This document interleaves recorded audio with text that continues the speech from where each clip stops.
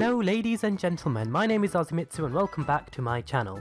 So I was sitting there at my computer desk plotting my next video when my friends and I started talking about certain things within the Pokemon universe which we thought were quite surprising or unexpected. It then got me thinking about how certain Pokemon possess unexpected qualities, be that it getting access to certain moves which either make no sense or are genuinely surprising, or their stat distribution. So I thought it'd be very interesting to take a look at some Pokemon that have those unexpected qualities and concoct a video titled Pokemon with surprising... Pokemon with unusual...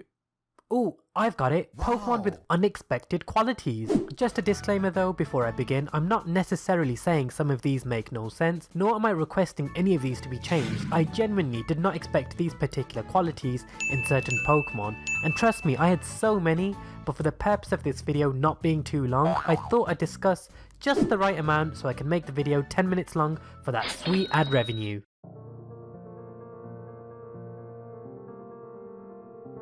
Let's get this discussion underway with Vikavolt. Vikavolt was first introduced in Generation 7 and it is thought to be based off a combination of a stag beetle and a railgun. Looking at its in-game animation, to me it appears to be something that would be super speedy. As mentioned previously, part of its origins are thought to be based on a railgun, which literally relies on its high speed to inflict damage. So it was very surprising to me when I looked up Vikavolt's base stats. Let's just say its base speed is abysmal.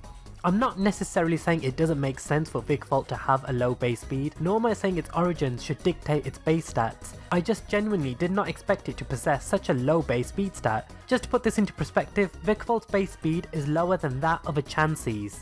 I just didn't expect that. Speaking of speed, another unexpected quality I didn't expect a particular Pokemon to possess is Meganium's speed stat, standing at a respectable base 80. Meganium is thought to resemble the appearance of a Serapedo, particularly an Apatosaurus. When looking at their average speed, it was theorized that it would equate to roughly 12.4 miles per hour. Now you may be thinking, Ozzy, why does this even matter? The reason I mention this is because Meganium's base speed is actually higher than that of Feraligatrs. I didn't expect this for two reasons. One, I've always assumed Feraligatr was faster due to the common sets competitive players run on it, usually investing a lot more in speed than the most common Meganium sets do. Not only this, Feraligatr visually resembling an alligator, where their average speed is about 20 miles per hour.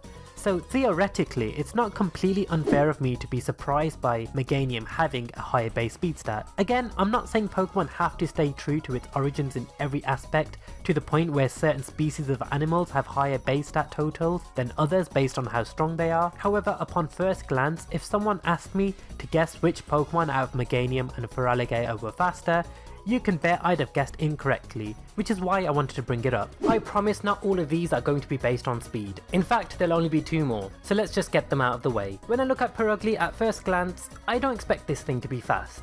I mean, of course, when you look at what it's apparently based on, you can kind of justify its speed, standing at a very respectable base 112. However, when you look at Purugly aesthetically, it just looks like an overweight tabby cat. I would not expect it to be running marathons anytime soon. What makes it worse is that its base speed is tied with Midday Lycanroc, where its origins derive from a Hikkido wolf. Call me crazy, but I would not expect this, not in a million years. Alright, last speed related one as promised, I'll be quick.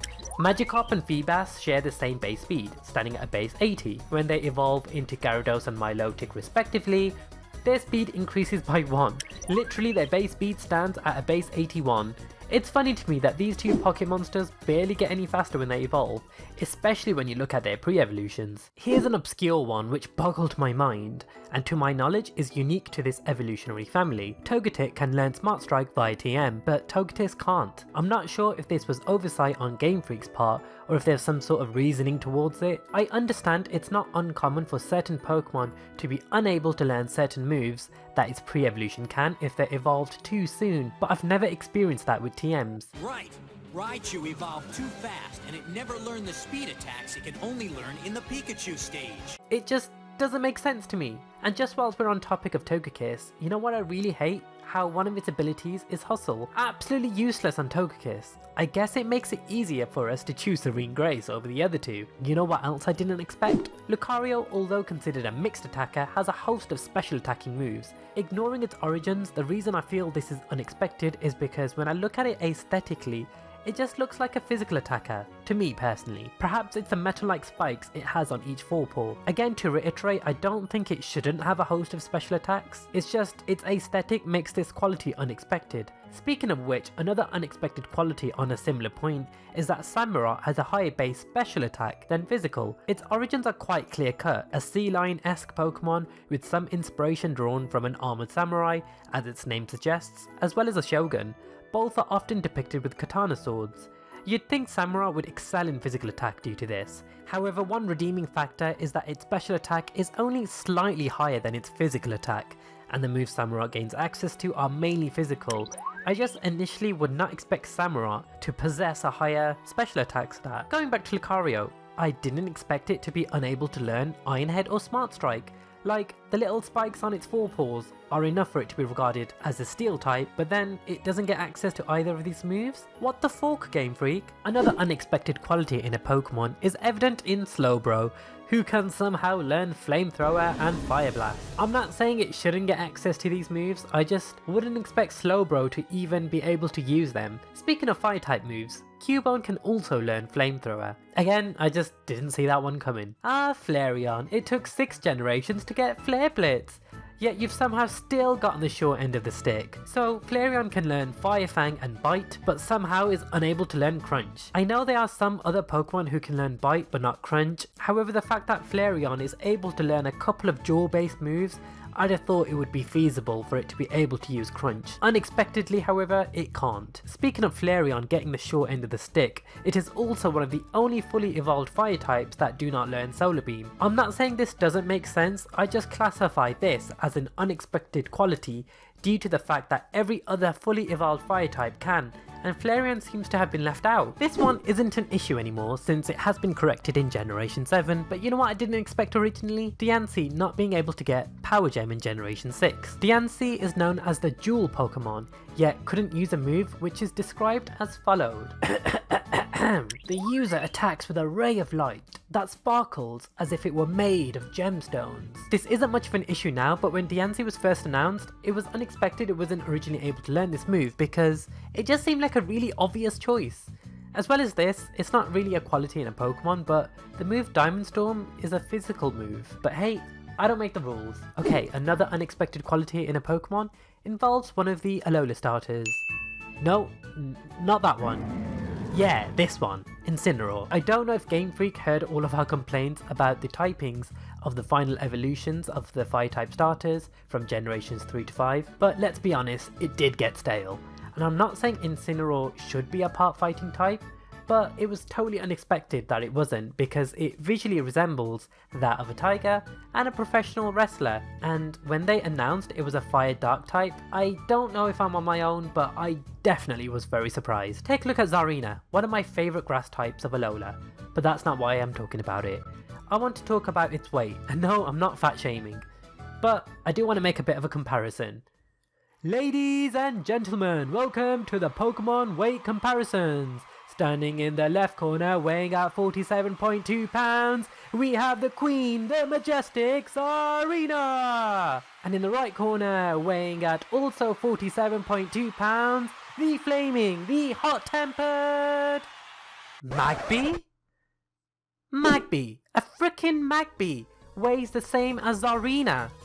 Again, just to reiterate, I'm not arguing that it doesn't make sense or that it shouldn't be the case, but you have to admit, you wouldn't expect this baby Pokemon to weigh the same as a frickin' Zarina. When I look at Lurantis, I imagine it to be massive. When I was browsing around Bulbapedia looking at various heights and weights of specific Pokemon, I found some that were complete and utter gramble, some that kind of made sense, and some that were just weird. But I just didn't want to turn this into a video about Pokemon with unexpected weights or heights, as I've been involved in a similar video a couple of years back. But the one that I genuinely didn't expect was Lurantis. It's only 2 feet 11 inches, and for you who don't understand that, that is 90 centimeters. Looking at what Lurantis is based off, as its name suggests, a mantis, the sizing just doesn't add up, and that's okay since Pokemon aren't real.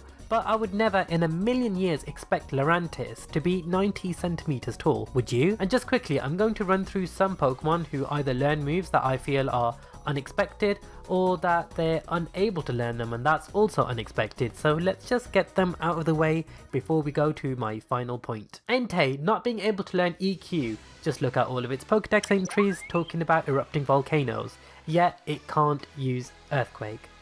Why? Weavile is able to learn Surf. How and why? Just what? Mew and Mewtwo cannot learn Teleport, but Magmar can. What the fuck, Game Freak? Aromatisse can learn Flash Cannon. I kinda get it, but it's kinda stupid, but simultaneously it's kind of perverted. Kappa. Dugtrio can use Sucker Punch. Wow. And an oldie goldie, and I know a lot of you have heard of this a million times, but I'm still gonna mention it because I'm basic AF. Ghastly and Wooper can learn punching moves. Like, dudes, you have no arms, bro! And finally, something I was really surprised about, and it's quite different to all of the previous points made. When looking at the abilities of most Pokemon, the majority of them made sense, like Azumarill getting access to Sap Sipper. Upon first glance I thought, what?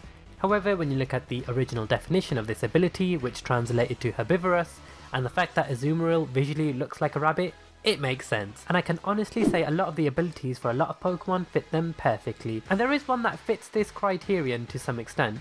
It makes sense as to why it has this ability, but it was unexpected for a couple of reasons. Seadra is the only non-poison type Pokemon to have the ability Poison Point.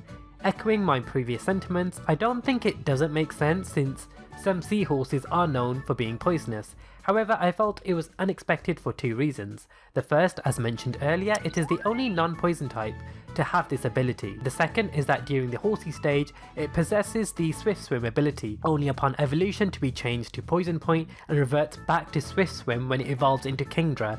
I just find it a little amusing how its qualities change a little only for it to revert back to its first stage ability again upon evolving for a second time. And there you have it, those are some Pokemon with rather unexpected qualities. Like I said at the beginning, there are so many more, but if I discussed them all, this video would have been way too long. But who knows, maybe I'll make a part 2 someday. But do you guys agree that some of these were unexpected, or am I just an idiot? What are some of the qualities in Pokemon that you didn't expect?